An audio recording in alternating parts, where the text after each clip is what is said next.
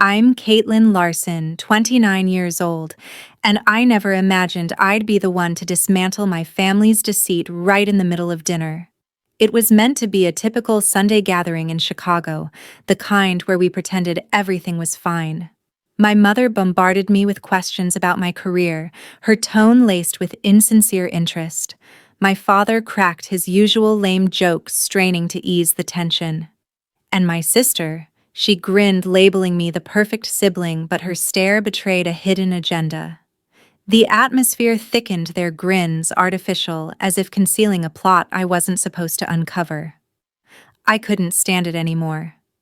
With a sharp exhale, I pushed my plate aside and declared, "I'm finished with this pretense. I know you're all conspiring to take my inheritance." The room went dead silent. Utensils clattered to plates, expressions turned ashen, and their feigned joy shattered instantly. What exactly were they scheming? It involved the family estate, a sprawling historic home, and land in the suburbs worth millions left by my grandparents as my hard-earned legacy. Their pale faces confirmed it, a plan to redirect it all to my sister, the favored one. You'll see how it unfolds. Have you ever uncovered a betrayal from those closest to you? Drop your experiences in the comments and, together, we can shine a light on these hidden schemes. From my childhood years in the suburbs of Chicago, I was always the one pushing hardest in our family.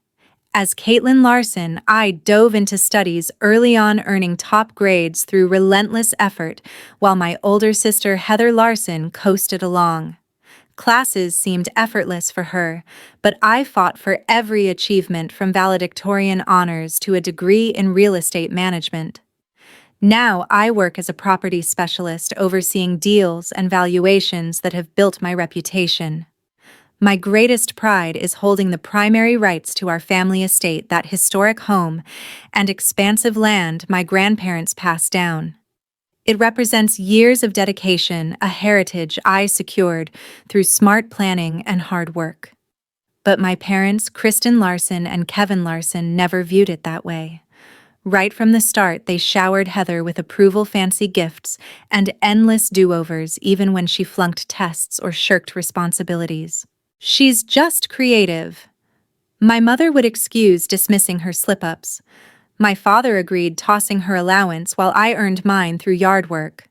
By college, the bias stung deeper. They covered Heather's dorm while I juggled loans and part-time gigs. I grew resilient, independent, but it planted a seed of resentment. Why did I always fall short in their eyes? That resentment shifted to doubt a few weeks back. My mother began phoning more frequently, her words overly warm as she quizzed me on recent property assessments. "You're thriving, Caitlin. Got any major evaluations coming up?" she asked, but it felt scripted, not her typical nagging about my social life. It was too pointed, too insistent. At the same time, my father kept mentioning the estate's upkeep. "We need to discuss the property's direction," he said during a quick lunch, dodging my questions. The land was in great shape, my valuations had increased its worth significantly. So why the sudden focus? Then there was Heather. She rarely showed interest in my world before, but now she messaged about my calendar. "Busy week ahead, sis? Any key site visits?" Her texts brimmed with emojis, yet they carried an undercurrent of strategy. I'd watched her manipulate situations in the past, but this seemed calculated, probing for details. When I casually noted an appraisal appointment, she dug in. "Who, with, and when exactly?" Her enthusiasm rang false, too eager. These weren't random occurrences. My mother's inquisitive calls, my father's evasive talks on finances, Heather's contrived friendliness, it all mismatched. In my line of work, I analyze market trends and spot discrepancies.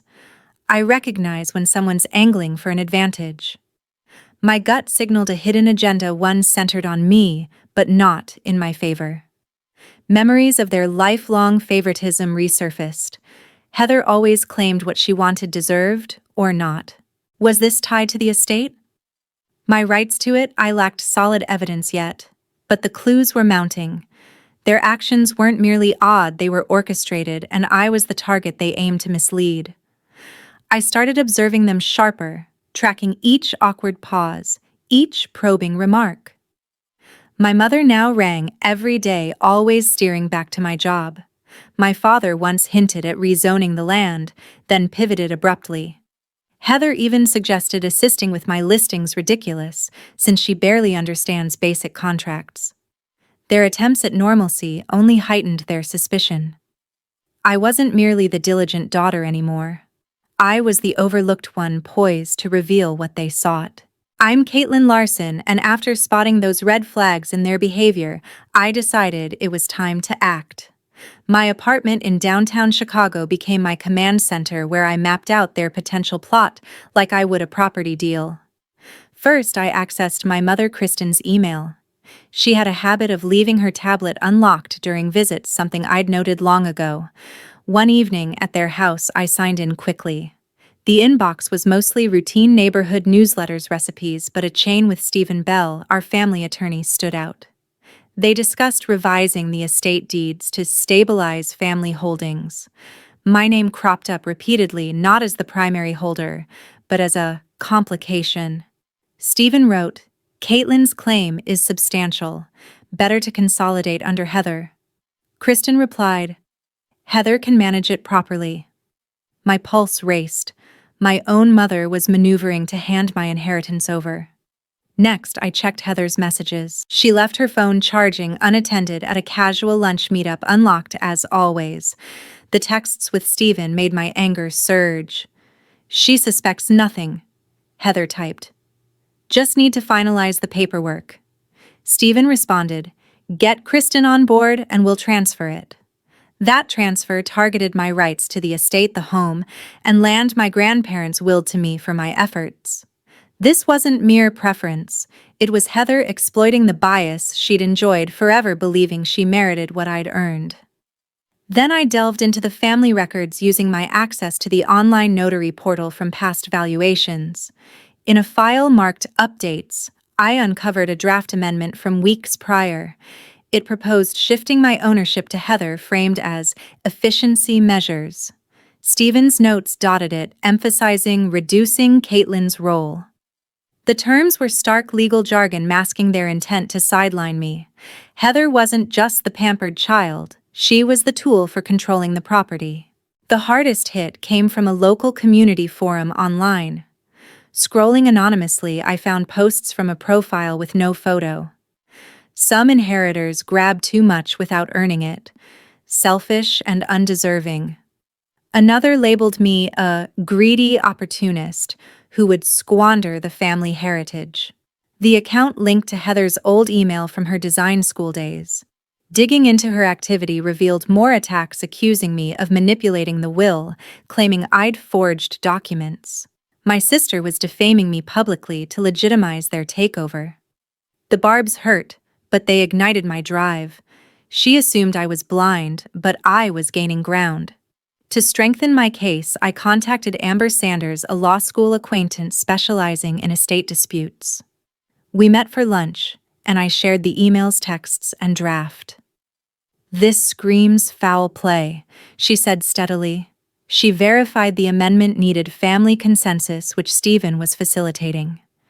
Amber urged more proof and readiness for a clash. "They're betting on your passivity," she cautioned. "Flip the script." Her advice cemented my plan. I wasn't battling just for the land. I was reclaiming my standing in a family that had marginalized me. Over the next days, I cross-checked every file, captured screenshots of Heather's posts, and archived the message threads. My real estate expertise, spotting inconsistencies, evaluating risks, helped link it all. Heather's entitlement drove this, with Kristen enabling and Kevin tacitly agreeing. Stephen was the enabler, profiting from our rift. Each discovery reinforced my certainty. I wasn't imagining things. I was correct and prepared to demonstrate it. Finally, I reached out to Thomas, an old neighbor who'd known my grandparents well. Over coffee at his place near the estate, I explained the situation without details. He nodded, recalling how my grandparents had praised my work ethic. "They intended that property for you," he said, offering to provide a sworn statement about their wishes. His support added weight of first-hand account against any revisions. With this arsenal, I felt armed for whatever came next. The family dinner at my parents' house in the suburbs of Chicago happened on a crisp autumn night. I walked in anticipating the standard routine of small talk and shared meals, but the setup immediately raised alarms. The table was arranged like a formal event with polished china, elegant stemware, and a fresh arrangement of lilies in the center. Kristen greeted me with an exaggerated warmth, guiding me to my chair swiftly. Kevin had already decanted the wine, his chuckles forced and overly loud. Heather slid a sleek leather portfolio across the table, saying, "A small token for my favorite sister." I paused. Heather never bothered with gifts, not even for holidays. The portfolio gleamed under the lights, containing what looked like updated property maps, but it felt like a calculated distraction. As we settled in, the compliments flowed. Kristen raved about my latest real estate deal, her enthusiasm overdone. "You've handled that valuation so brilliantly, Caitlin." The report was spot on. She hadn't shown interest in my reports before. Kevin joined in, lauding my expertise while carving the main dish with exaggerated flair. Heather leaned forward, inquiring about upcoming site inspections. "You must be swamped with those prime listings, right?" Her grin stretched too far, her eyes too piercing. Their praises sounded practiced, each phrase laced with an unnatural affection that set my nerves on edge. I responded politely, but my mind raced. This wasn't casual dining. This was a staged act. The inquiries soon turned more invasive. Kristen pressed about my long-term plans, her urgency odd, as if my future suddenly mattered intensely. Kevin alluded to vacation ideas, pushing for details on when I'd be out of town. Heather, twirling her wineglass, casually mentioned my stake in the estate. "You've put so much into the property. Ever consider easing up?" Her delivery was slick, but it hit like a veiled threat. My grip on the utensils tightened. Every probe, every gesture felt like a strategic play, positioning me as the element they needed to remove. I attempted to continue the meal, matching their facade, but their scrutiny intensified.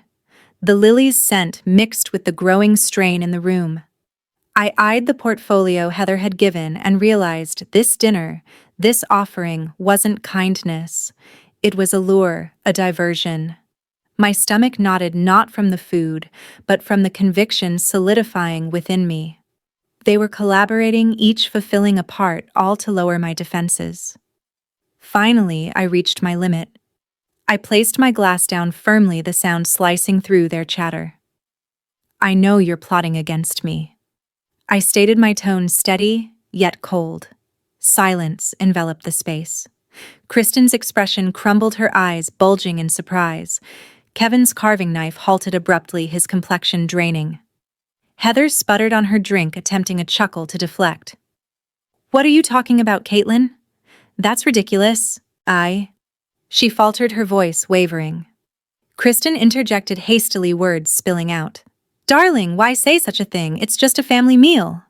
Her protest carried a frantic edge, her fingers clenching the tablecloth. Kevin merely stared, his typical humor vanished. Their responses only validated my doubts.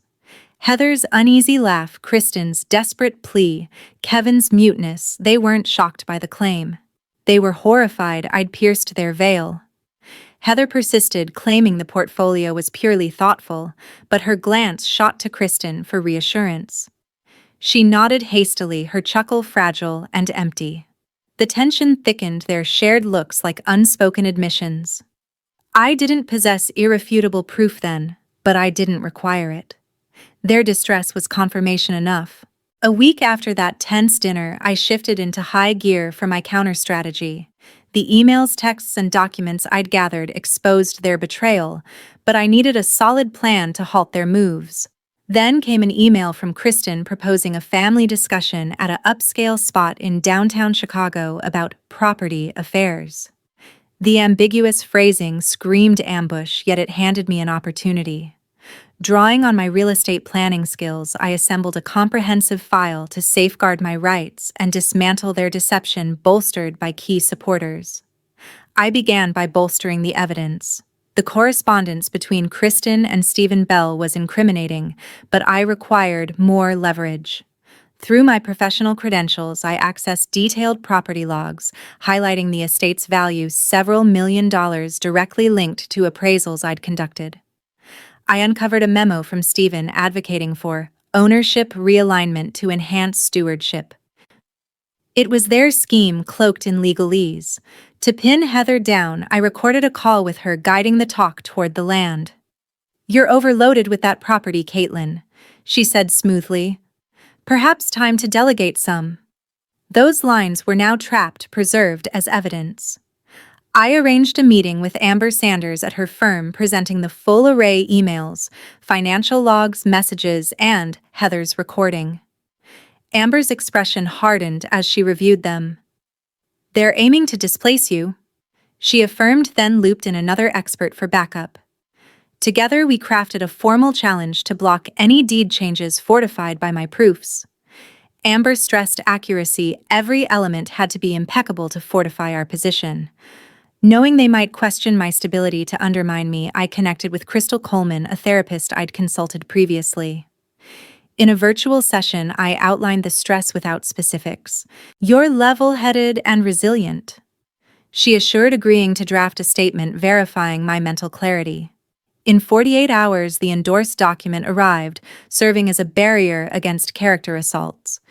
It was like gearing up for a confrontation bound to escalate. For moral reinforcement, I confided in Heather Powell, a longtime friend from college now in Minneapolis. I detailed Kristen's communications, Heather's avarice, and the impending showdown. "I'm heading your way soon," she responded. When Heather Powell touched down in Chicago, her unwavering backing grounded me. During a walk in the city, she remarked, "This isn't solely about the land, it's about asserting your worth." Her encouragement reignited my focus, affirming I wasn't facing this solo. Each evening, I refined the collection. My proofs, property reports, emails, Heather's audio defamatory posts were secured in an encrypted folder. Amber prepared the legal outline to counter every potential step. Crystal's affirmation stood prepared to rebut any personal digs. Heather Powell remained nearby, maintaining my resolve. Kristen's invitation suggested they believed me unaware, but I was set to transform their ploy into my advantage. This transcended defending my inheritance. It was about demonstrating they couldn't marginalize me anymore. The vibe in downtown Chicago buzzed with energy as I entered the upscale restaurant, stepping into the reserved private room. My pulse remained, even though I anticipated the turmoil ahead. The table featured pristine linens and shining cutlery, a sharp irony to the revelations I carried. Kristen, Kevin, Heather, and Stephen Bell sat waiting, their demeanors mixing feigned composure and subtle unease. I took my seat, holding the dossier that would shatter their pretense. Without delay, I spoke clearly and resolute. "The family estate is valued at several $1 million, and my rights form its core." Their gazes shifted, but I pressed on. "I know of your scheme, Kristen, Heather, Stephen, to revoke my ownership and assign it to Heather." I pushed the folder forward, exposing the printed emails outlining their plot. The sheets detailed Heather's coordination with Stephen, Kristen's endorsement, and their aim to exclude me. Next, I opened my device to show captures from Heather's anonymous forum account. Her entries ridiculed me, branding me selfish and unfit for the heritage. The atmosphere grew heavy as those accusations lingered. Kristen's features contorted, her eyes wide with alarm. "This is outrageous," she yelled, breaking the hush. "You're delusional, Caitlin, distorting facts to portray yourself as the wronged party." Her palms gripped the table, her rebuttal soaked in urgency. Heather leaped up her seat, scraping loudly. She pounded the surface, her cheeks flushed with rage. "All fabrications," she bellowed, glaring fiercely at me. "You invented those messages, those entries, everything. You're ruining us." Her tone fractured, revealing her fear, but the fury only strengthened my stance. Kevin leaned in, his face stern. "How dare you level this at your family?" he snarled, boiling with indignation. We've backed you always, and this is your gratitude. His barbs pierced, but I held their stares unflinchingly, then unveiled my ace. From my phone, Heather's voice echoed, "Caitlin doesn't merit that land. We'll phase her out discreetly, frame it as her choice." The raw treachery muted all objections. Kristen's jaw dropped speechless. Heather stiffened her hands, balled her defiance, fading to dismay. Kevin slumped back colorless, unable to meet my eyes. Stephen muttered briefly before exiting, his steps resounding in the quiet. The space resembled a conflict zone, their wrath and dread clashing with my firm determination. Kristen attempted recovery, her voice quivering. "It's a misinterpretation, Caitlin. We meant to safeguard the property, not deceive you." But her claims echoed empty, her eyes flicking to Heather for aid. She scowled at me, her mouth twitching, yet remained silent, the defeat evident. I stood collecting the folder and phone, my heart racing but my spirit unyielding. "You believed you could outsmart me," I said evenly. "But I've exposed you all." I lingered, meeting each gaze. This conflict continues. I departed, leaving the stifling shock behind. Kristen's gasp, Heather's whispered oaths, and Kevin's tired exhale hung in the air. The lines were set, and I knew they'd rally. But with my evidence unassailable, my allies ready, and my will firm, I was equipped. The weeks after rippled with fallout. The restaurant confrontation, now a faint echo, but its effects spread across Chicago. Kristen and Heather encountered swift repercussions. Neighbors and associates, informed by my shared proofs, initiated legal actions against them for fraud in asset handling. Court documents accumulated, charging breach of trust. With the estate at several $1 million, the battles turned fierce, demanding disclosures soon. Amber kept me informed, noting the proceedings advanced rapidly. Kristen's image as a cunning planner fractured. Stephen's involvement drew examination, whispers circulating in Chicago's legal circles. Once esteemed in bar associations, he became isolated. Event invites dried up, his name tied to dishonesty. A contact mentioned his recent case bid was dismissed, clients referencing his sullied standing. His decline was rapid, underscoring that disloyalty in such matters exacts a heavy toll in a connected city like Chicago, where integrity reigns. Kevin's reaction was subtler, yet revealing. Days post-clash, he visited my office unexpectedly, his usual reserve swapped for discomfort. "Caitlin," he murmured, "I didn't expect this escalation. I regret it." His stare fixed downward, burdened by his involvement. But the remorse felt superficial, aimed at easing his guilt over mending the harm. I shook my head, my response icy. "Your regret alters nothing, Kevin."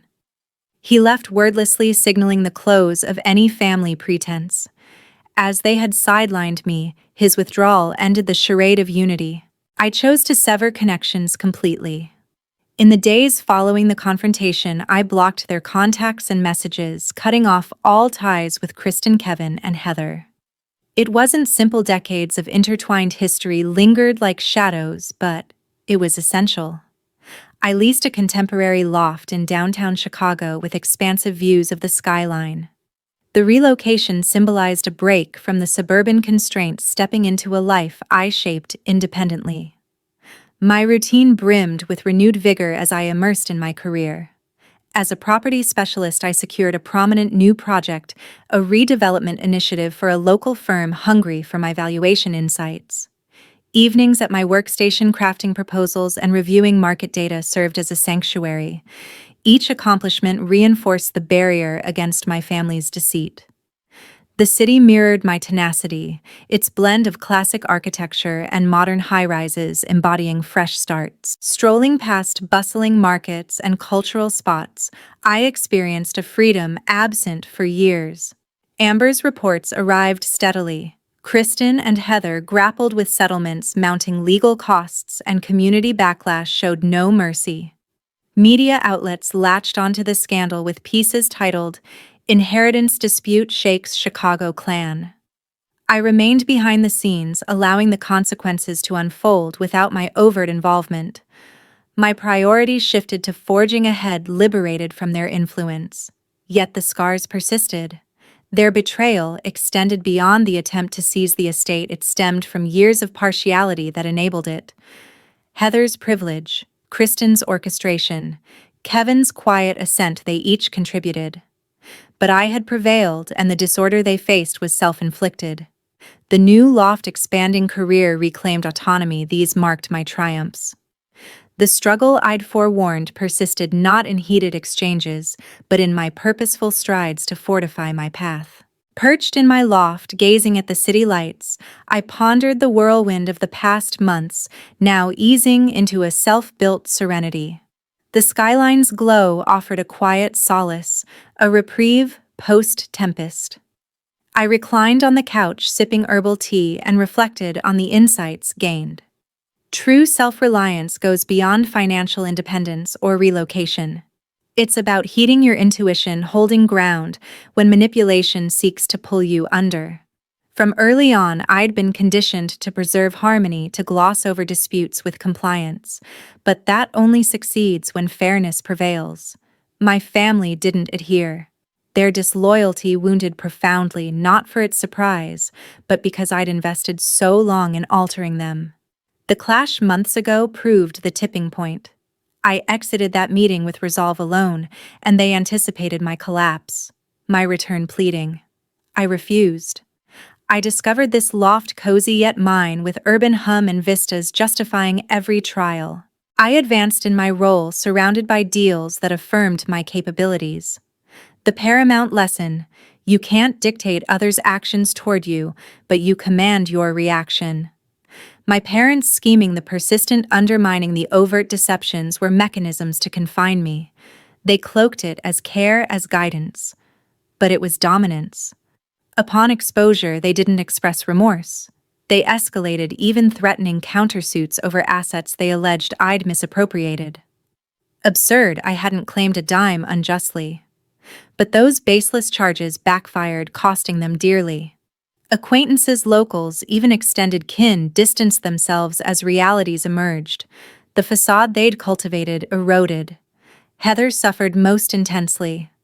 My sister, once my admiration's focus, masterminded the cruelest twists. She warped narratives, misrepresented my statements, and mobilized allies against me. In that final exposure, she shrieked, deeming me thankless. But truth endures. Observers pierced the veneer. Her social network dwindled, her polished persona shattered. I derived no pleasure, only weariness. Vengeance doesn't mend, it inflicts alternate scars. Their downfall deepened. The lawsuits I initiated, backed by unyielding evidence, stripped them of the estate entirely. Rights reverted to me through court order. Legal fees drained their savings, forcing the sale of their suburban home to cover debts. Kristen's community standing evaporated.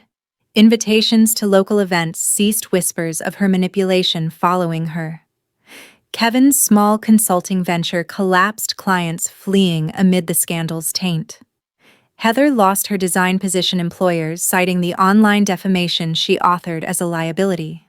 They plummeted into financial ruin, isolated from former circles, regretting their greed in hushed admissions to mutual contacts. But I offered no olive branch. Their pleas for reconciliation met silence. This severance was absolute, no reconciliation possible. Their remorse arrived too late, born of loss, rather than genuine change. I thrived without them, my life, a testament to resilience. From this ordeal, I learned that independence truly means trusting your instincts and not letting family bonds blind you to betrayal. The lesson is to stay vigilant against favoritism and deception from loved ones. Verify inheritances early to prevent such heartaches. Everyone should take heed. Don't allow partiality to destroy bonds. Confront inequities before they fester. This story underscores the value of self-worth and the courage to walk away from toxicity, empowering listeners to protect their legacies and emotional well-being. Thank you all for hearing my story. Please subscribe to the channel, like this video, and comment below with your own experiences.